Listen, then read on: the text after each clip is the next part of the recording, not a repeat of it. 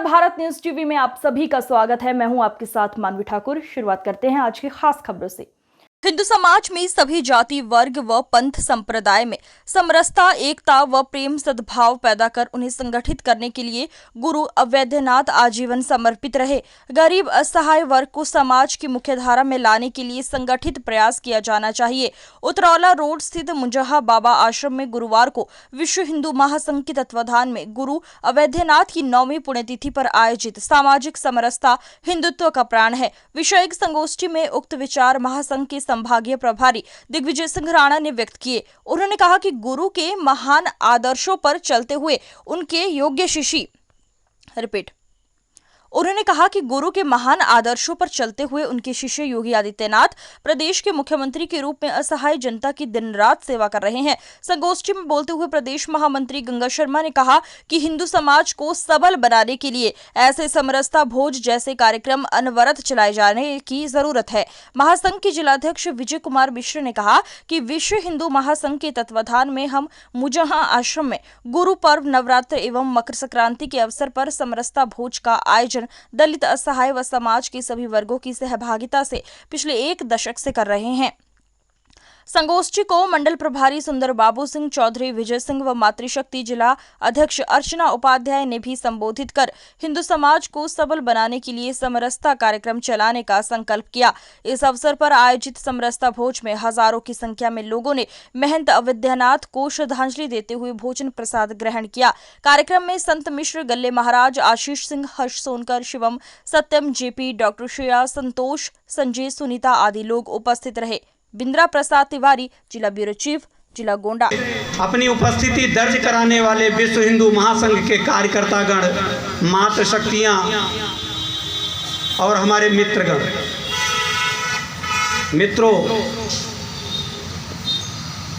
आज हम उनकी चर्चा करने के लिए यहाँ एकत्रित हुए हैं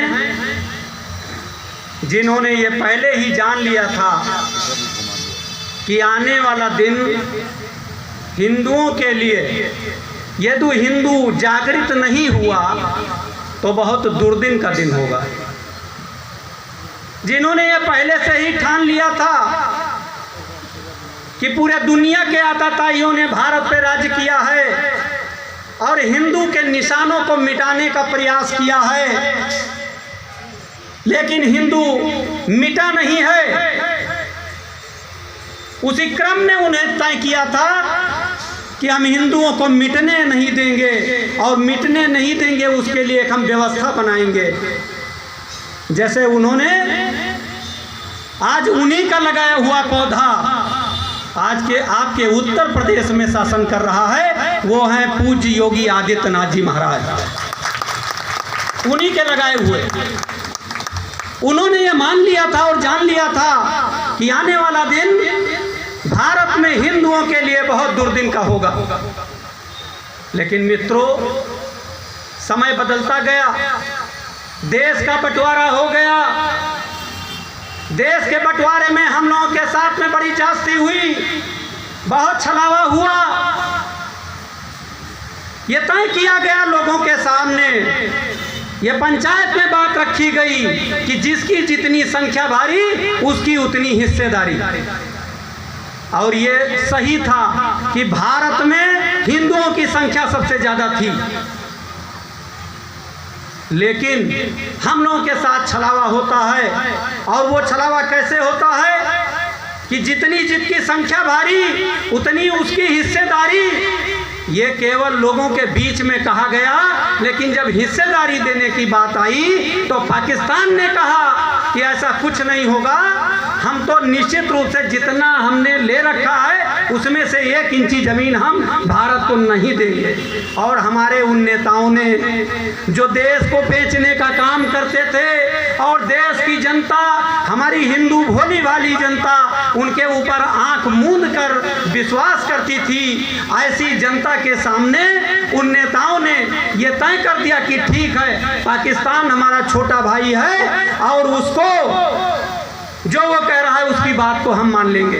यानी कि उसको उसके संख्या से ज्यादा हिस्सेदारी दी गई। मित्रों, मेरे साथ वहां पर छलावा हुआ और दूसरा छलावा हुआ माननीय राणा जी, दूसरा छलावा हुआ जब भारत में पंडित जवाहरलाल नेहरू ने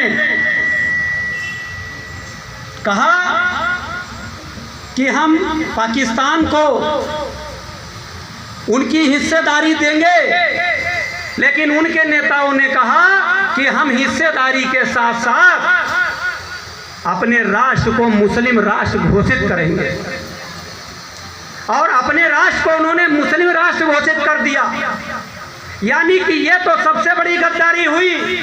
आज पाकिस्तान में जो हो रहा है, आज जो पाकिस्तान में हिंदुओं के साथ हो रहा है, जो अत्याचार हो रहा है, आपको कभी कभी वो टेलीविजन पर देखने को मिलता होगा। आज हिंदुओं की लड़कियों के साथ सरेआम बलात्कार हो रहा है। 14 साल की लड़कियां, यदि 14 साल की लड़कियां हिंदुओं की हैं तो उनसे जबरन निकाह करवा करके वहां के मुस्लिम उनको मुसलमान बनाने का काम कर रहे हैं। हिंदू सरेआम पूजा नहीं कर सकता है, शंख नहीं बजा सकता है, लाउड स्पीकर में भगवान राम का नाम लेना भी उसको कतई वहां के लोगों को बर्दाश्त नहीं है। मित्रों, आज उनके साथ क्या हुआ? आज उनके साथ क्या हुआ? उस देश में उस समय उनकी आबादी कितनी थी, आज उनकी आबादी कितनी रह गई है, ये विचार करने का विषय जरूर है। ये सोचिए कि आज उनकी जो दुर्दशा है उसके बारे में सोचते ही रोंगटे खड़े हो जाएंगे। जिस तरीके से उनके साथ